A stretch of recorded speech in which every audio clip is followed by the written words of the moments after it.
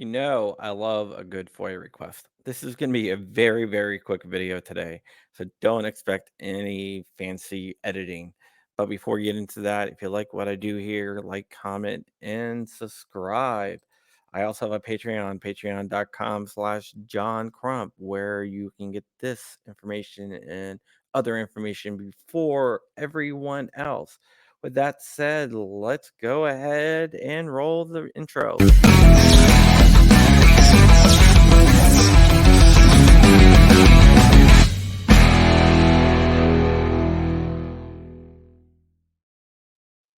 Okay, my name is John Crump. I'm an investigative journalist. I concentrate on the 2A issues.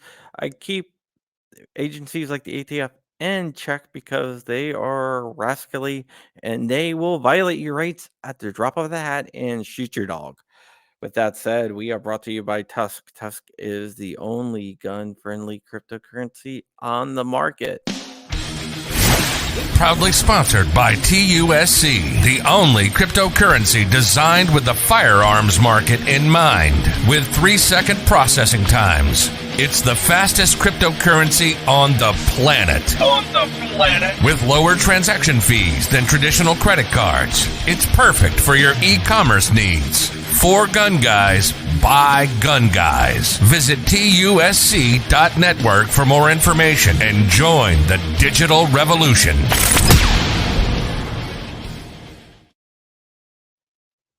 And we are sponsored by Black Swan Tactical. Black Swan Tactical sells t-shirts, mugs, hats, everything else, and all the proceeds go to my investigative journalism and other 2A projects that I work on, since I am also a gun rights advocate.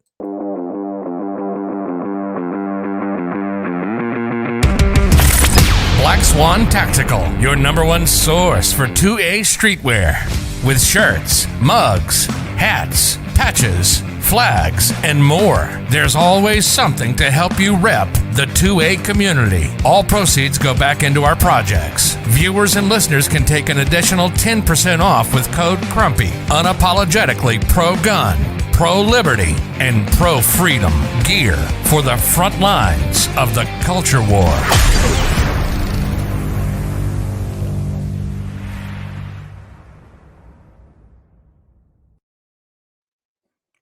And we are back, and I'm doing this editing as I'm doing the recording. So bear with me here. All right, I'm going to bring up what I want to talk to you about, and this is our FOIA request for the ATF. When Q got served with the cease and desist order for their pistol, there was rumors that there was other companies out there. I heard of 4 companies that received cease and desist letters besides Q, and I was able to turn up one. I probably have the other ones coming. I'm not going to speculate on who these companies are. I'm going to leave that up to you guys. If that's what you guys want to do, go right ahead. I'm just going to give you the information. The cease and desist letter was served on May 28th, 2020, and it's out of the Miami Field Division, which means this company is located in Southern Florida. We're going to be able to determine who that company is, but I'm going to leave that up to you to do your own research, because I believe that people should do their own research. They manufactured a firearm.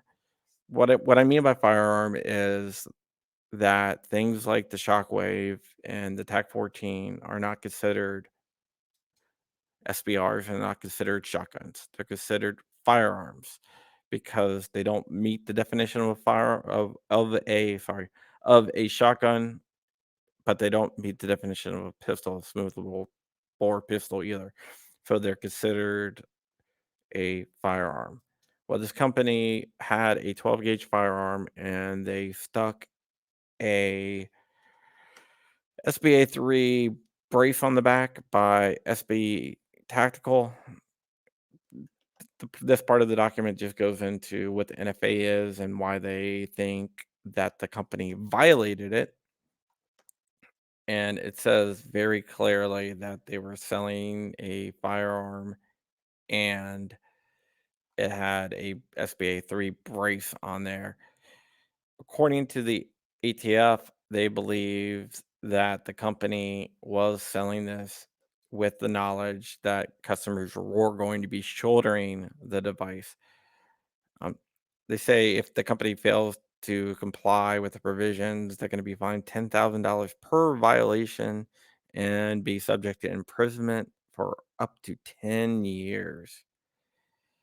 It also talks about how short barreled shotguns are also subject to the Gun Control Act of 1968 as well. So, right here, it says that the firearm was equipped with a SB A3 pistol stabilizing brace by SB Tactical and installed onto a carbine type a carbine type receiver extension, and a CAA vertical foregrip was also added. They say the SBA3 accessory is marketed by, this is blocked out, but we all know it's SBA, mean, SB Tactical, as a way to provide firearms with an advantage of a handgun, but with a third point of contact add for greater stability, accuracy, and control for single handed firing. But they say this firearm, when equipped with the SBA3, indicates the blank, that's the product, is designed to be fired from the shoulder. Since this firearm also contains a smooth bore barrel, it meets the definition of a shotgun. And it says that's below 18 inches and things like that. Whoever this manufacturer is, they are an SOT. They do have their special occupational taxpayer stamp, so they can produce Class 3 firearms.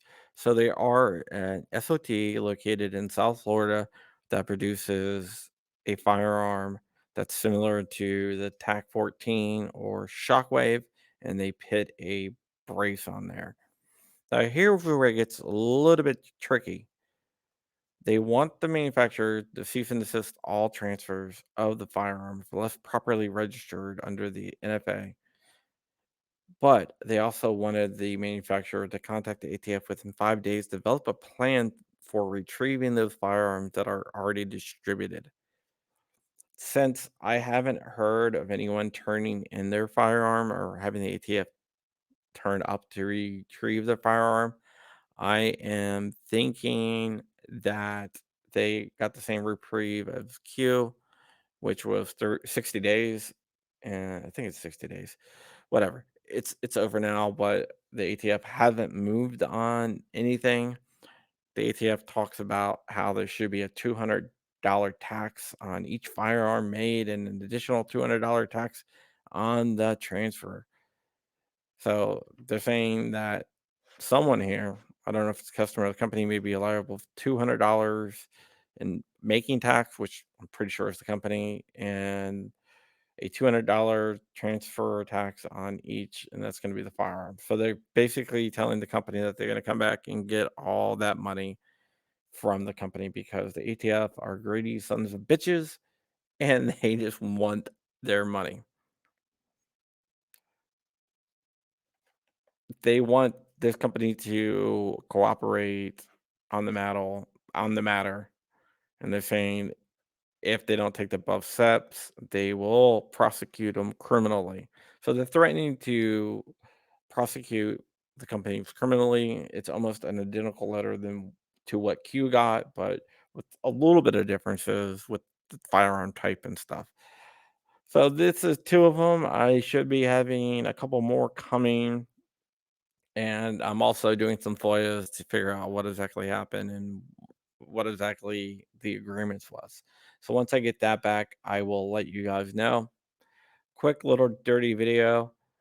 Let me just go ahead and remove this. I'm not going to do much editing. I'm just going to upload it the way it is and go from there. I have so much work to do today.